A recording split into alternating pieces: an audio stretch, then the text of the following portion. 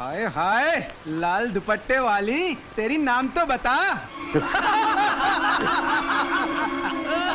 একবার ফেরার সময় দেখা করে যেও সুন্দরী, একটু ছুঁয়ে দেবো।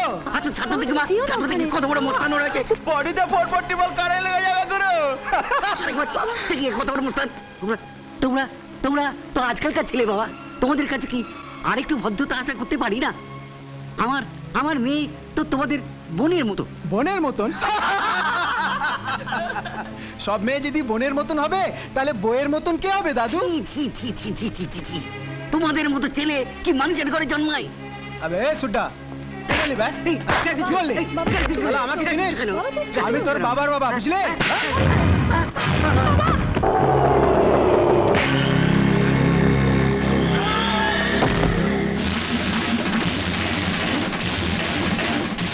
এই শালা কে বে তুই?